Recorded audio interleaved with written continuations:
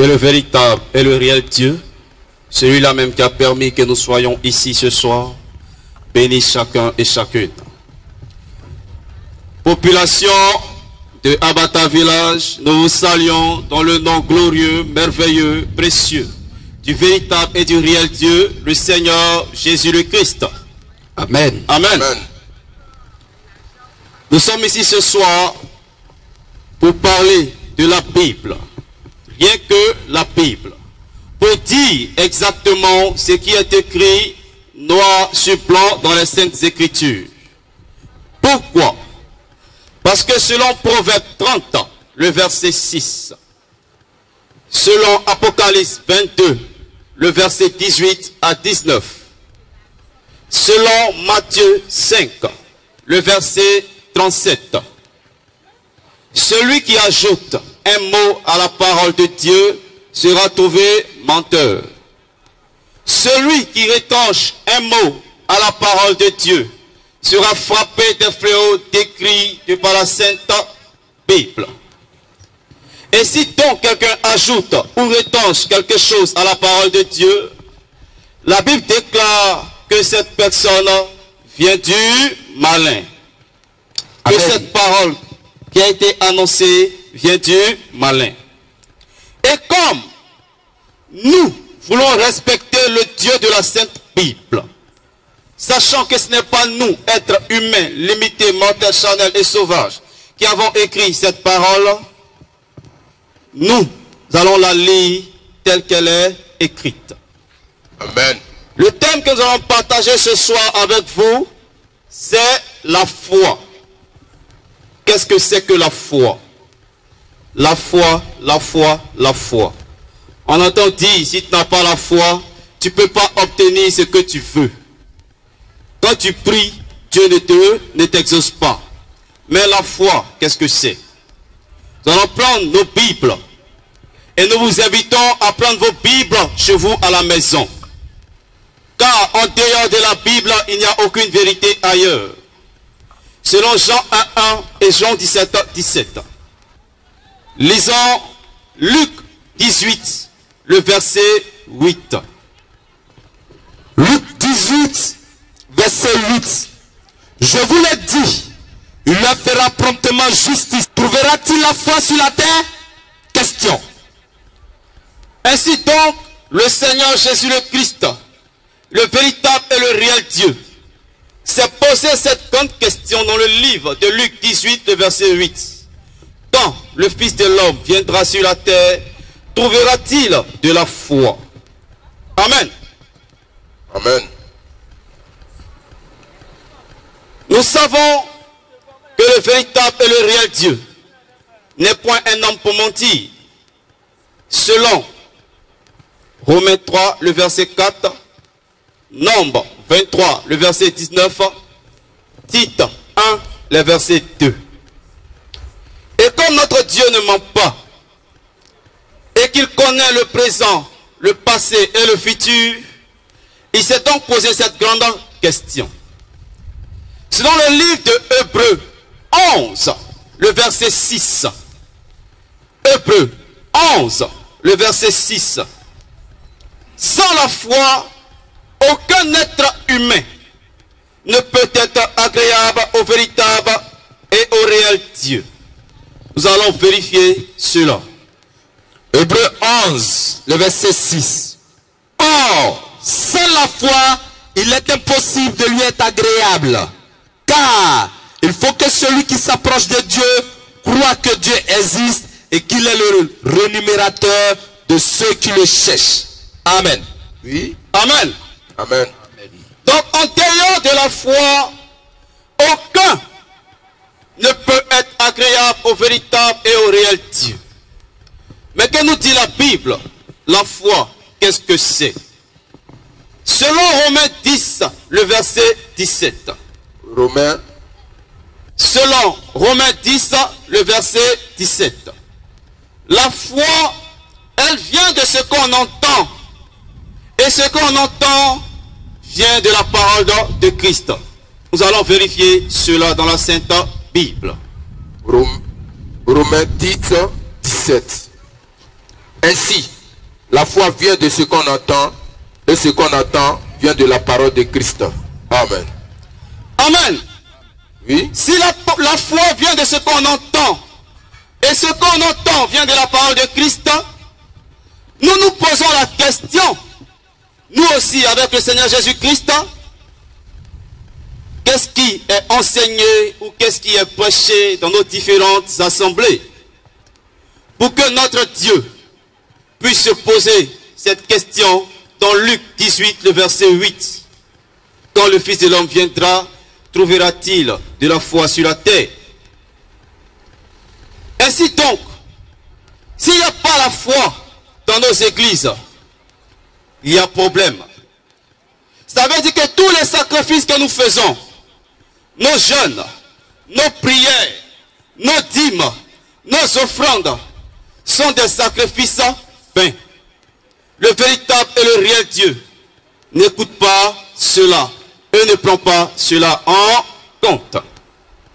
Nous sommes donc destinés à la mort et donc des sujets de la seconde mort. Frères et sœurs, la Bible dit dans le livre de Jean, le chapitre 1, des versets 1 au verset 4, surtout le verset 4. Dans la parole se trouve la vie. Et la vie, elle est la lumière des hommes. Si donc la foi vient de ce qu'on entend, et ce qu'on entend vient de la parole de Christ, la parole de Christ qui est la vie et qui est la lumière, si tu n'as pas la foi, tu n'as pas la lumière en toi. Et si tu n'as pas la lumière de Christ en toi, frères et sœurs, la Bible déclare que tu as les ténèbres. Car l'opposé, le contraire de la lumière, c'est les ténèbres. Amen. Amen. Amen. Et si nous tombons donc dans les ténèbres, nous ne sommes pas éclairés. Nous sommes donc morts. Oui. Nos prières, nos jeûnes, nos sacrifices, tout ce que nous pensons faire pour le véritable et le réel Dieu sont encore vains. Et la Bible déclare que pour que nous puissions avoir l'exaucement de nos prières, selon le livre de Marc 10, le verset 52, il faudrait que nous ayons la foi.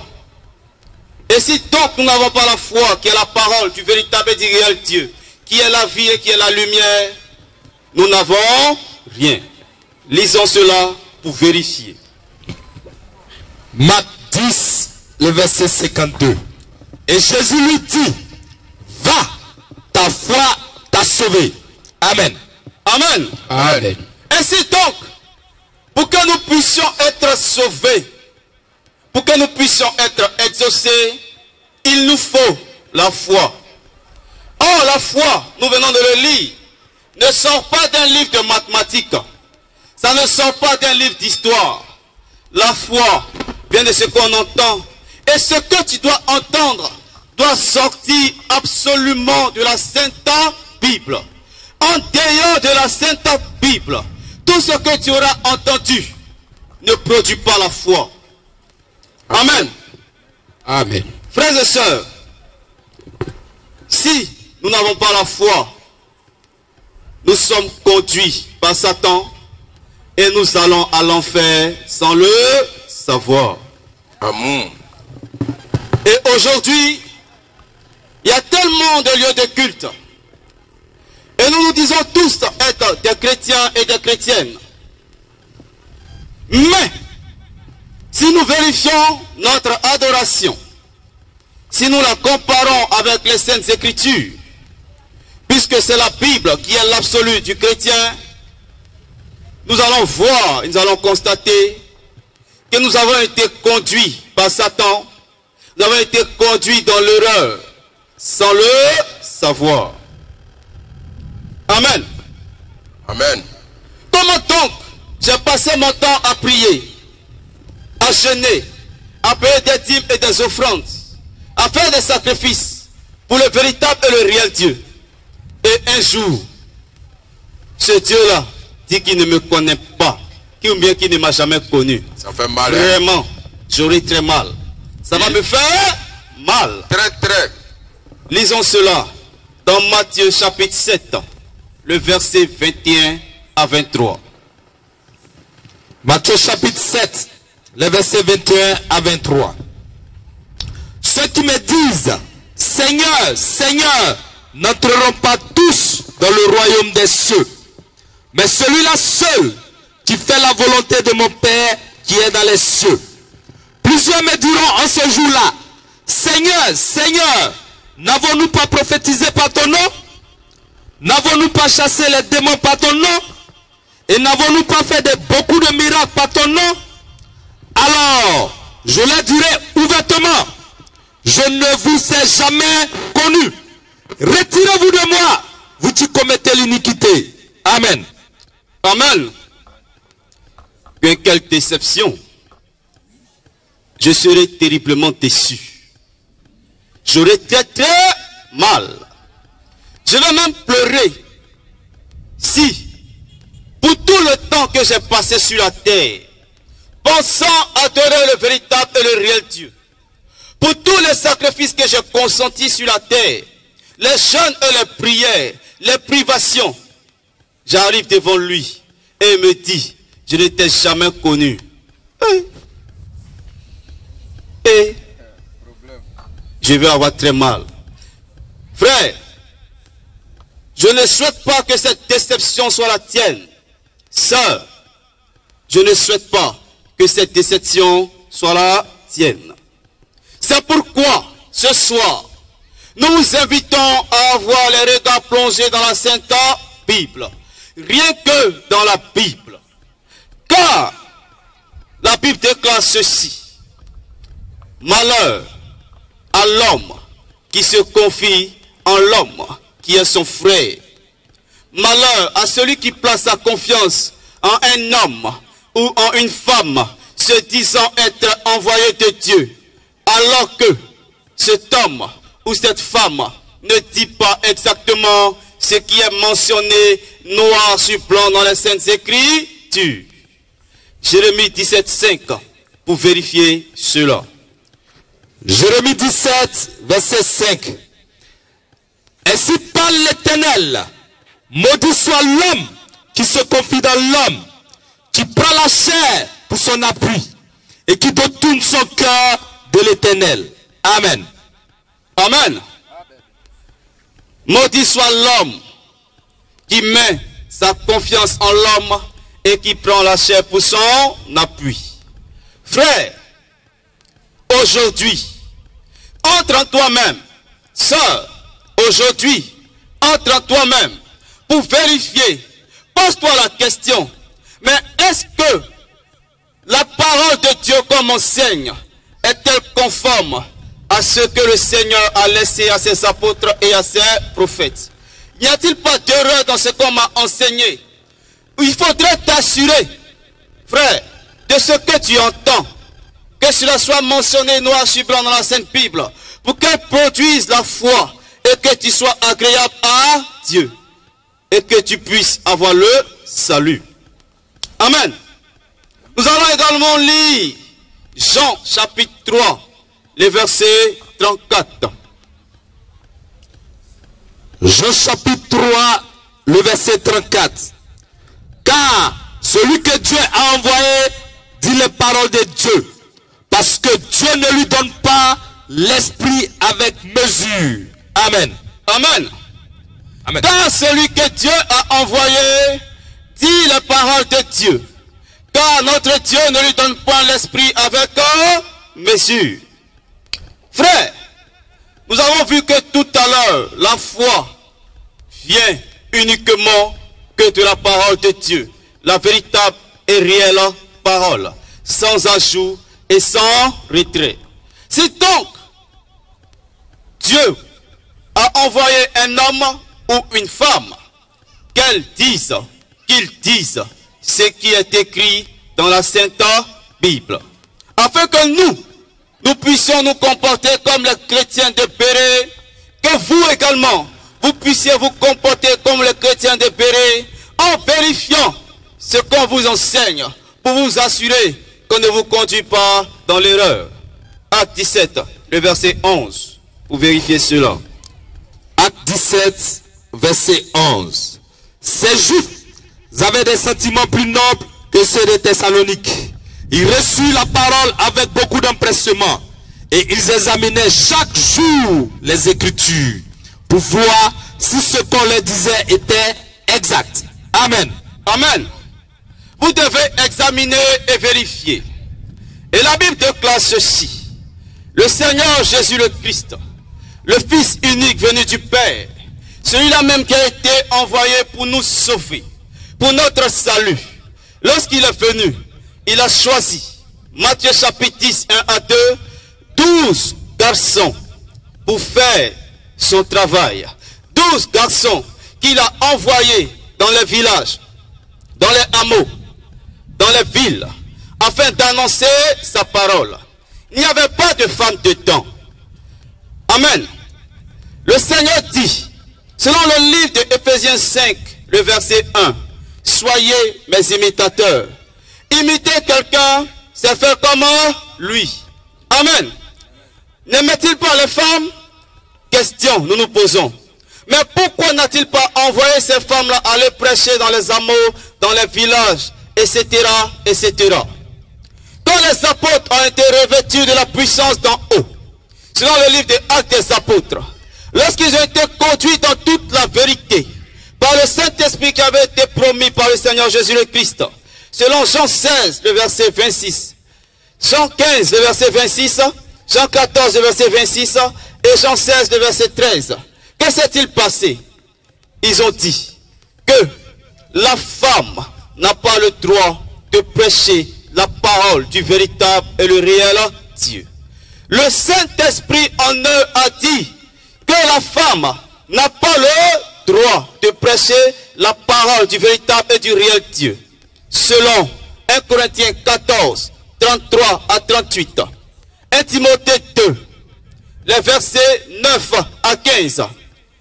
Apocalypse 2, les versets 19 à 20. Amen. Ces trois versets-là nous disent que la femme n'a pas le droit de prêcher la parole. Frère, si vous avez été dans un lieu de culte où une femme prêche la parole de Dieu, la Bible déclare qu'on vous a trompé. Vous êtes dans l'erreur. S'il vous plaît, sortez de là-bas. Amen. Selon le livre de 1 Corinthiens 11, les versets 3 au verset 4. Si un homme se disant être envoyé de Dieu, être appelé par le véritable et le réel Dieu, qui se tient à la chair pour annoncer la parole de Dieu, pour prophétiser, cet homme ne doit pas avoir sur la tête un petit chapeau. Amen. Sa tête ne doit pas être couverte. Vérifions cela dans les Saintes Écritures. 1 Corinthiens 11, les versets 3 à 4. Je veux cependant que vous sachiez que Christ est le chef de tout homme, que l'homme est le chef de la femme, et que Dieu est le chef de Christ. Tout homme qui prie ou qui prophétise, la tête couverte, déshonore son chef. Amen. Tout homme qui prie ou qui prophétise, la tête couverte, déshonore son chef. Et quand tu ne fais pas honneur à ton chef, tu lui fais honte. S'il vous plaît, nous ne sommes pas ici pour parler mal de qui que ce soit. J'ai dit d'entrée de jeu que nous sommes ici pour répéter ce que la Bible dit, sans ajouter et sans en retrancher un mot. Amen. La Bible dit, selon le livre de Matthieu 23, les versets 8 à 9, si un être humain, un homme ou une femme, se disant être appelé de Dieu, se fait appeler mon père spirituel ou bien ma mère spirituelle, Dieu ne l'a jamais envoyé. C'est un usurpateur de titre. Il veut se faire Dieu sur vous. Amen. Nous allons vérifier cela dans Matthieu chapitre 23, le verset 8 à 9. Matthieu 23, le verset 8 à 9. Mais vous, ne vous faites pas appeler Rabbi, car un seul est votre maître, et vous êtes tous frères. Et n'appelez personne sur la terre votre Père, car un seul est votre Père, celui qui est dans les cieux. Amen. Amen. Un seul est votre Père, celui qui est dans les cieux. Frères et sœurs, nous sommes en train de parler de la foi. La foi ne vient pas de autre chose. Elle vient que de ce qui est mentionné noir sur blanc dans la Sainte Bible. Si ces choses vous les faisiez, vous n'aviez pas la foi. Nous vous prions d'arrêter de le faire, d'arrêter d'être en contradiction avec ce qui est mentionné noir sur blanc dans la Sainte Bible. Donc en disant, mais chacun prêche, chacun peut avoir sa compréhension de la Bible. Amen. Mais est-ce que cela est possible? La Bible dit, selon le livre de 1 Corinthiens 1, le verset 10, que tous les chrétiens du monde entier, en quelque lieu que ce soit, doivent avoir la même pensée, les mêmes sentiments, le même langage, la même parole, la même compréhension des Écritures. Frères et sœurs, comment se fait-il qu'une compréhension de la même Bible diffère d'un lieu à un autre? Nous nous posons la question. Amen. Cependant, la nature nous enseigne que au CP1, dans plusieurs écoles dans toute la Côte d'Ivoire, 1 plus 1 est égal à 2, dans le même livre de mathématiques. Oh! Si donc la nature enseigne ces choses, comment se fait-il que nous attrapons le même livre, appelé la Sainte Bible, et que nous avons des compréhensions diverses et différentes? Amen. Que dit la Bible à ce sujet? 2 Pierre 1, 20 à 21. Nous lisons. 2 Pierre 1, les versets 20 à 21. Sachant tout d'abord vous-même qu'aucune prophétie de l'Écriture ne peut être un objet d'interprétation particulière. Car ce n'est pas par une volonté d'homme qu'une prophétie a jamais été apportée. Mais c'est poussé par le Saint-Esprit que des hommes ont parlé de la part de Dieu. Amen. Amen. Ainsi donc, tous les chrétiens du monde entier doivent avoir la même pensée, les mêmes sentiments, le même langage, la même manière de comprendre la Sainte Bible. Parce que notre absolu, notre repère, c'est la Sainte Bible. Et le Seigneur Jésus-Christ dit, Matthieu 28, 16 à 20, 19 à 20, allez, faites de toutes les nations des disciples, les baptisant au nom du Père, du Fils et du Saint-Esprit, puis enseignez-leur à observer ce que je vous ai prescrit. Mais que constatons-nous aujourd'hui? Des hommes enseignent avant de baptiser. On dit, mon frère, tu aimes le Seigneur, c'est vrai. Ma soeur, tu aimes le Seigneur, c'est vrai. Mais tu es prostituée. Dieu n'aime pas les prostituées. Attends, tu as changé de comportement. Toi là, tu bois trop. Dieu n'aime pas les gens qui se saoulent trop là. Il faut changer un peu de vie. On va te redresser un peu. Avant que tu puisses venir au Seigneur. Est-ce que c'est ce que la Bible a dit? Non. La Bible dit, quelqu'un à qui tu as annoncé la parole de Dieu, qui a écouté, qui a eu le cœur vivement touché, qui désire se faire baptiser, baptise-le. Amen. Sans coup de base, sans coup de catéchuménat, sans essayer de redresser son comportement. Car cette parole que nous prêchons ne vient pas de nous. Amen. C'est pas pour toi que cet homme vient pour recevoir le baptême. C'est pour le salut, qui n'est rien d'autre que le Seigneur Jésus le Christ. Amen. Amen. Et le Seigneur Jésus le Christ dit, demeure dans l'état dans lequel tu as été lorsque tu as été appelé. Tu as été appelé en tant que prostituée, en tant que voleur. Viens ainsi. Lui-même, il va prendre la peine de pouvoir changer ce comportement. Amen. Frère, si nous faisons des choses dans nos assemblées, dans nos lieux de culte, qui n'ont rien à voir avec la Sainte Bible, qui ne sont pas mentionnées dans la Bible, nous faisons des choses qui sont contraires à la Bible, nous n'avons pas la foi, nous n'avons jamais eu la foi. Amen.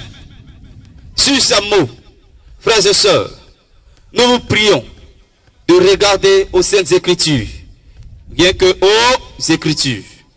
Nous sommes l'église de la Riviera Siad, le ministère de la voix de minuit.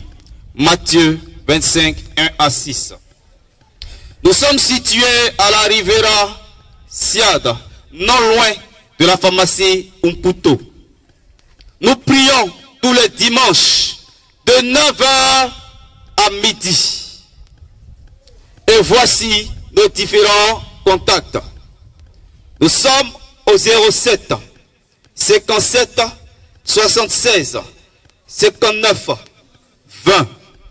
07 57 76 59 20. 07 49 20 70 20. 07 49 20 70 20. Et pour ceux qui ont le mouvement, nous sommes au 01 71 16 79 64. 01 71 16 79 64. Sur ce, nous vous disons merci et que le véritable et le réel Dieu vous bénisse pour avoir écouté ces paroles. Prenez donc la peine de pouvoir les vérifier chez vous. Notre Dieu vous garde. Amen. Amen. Amen.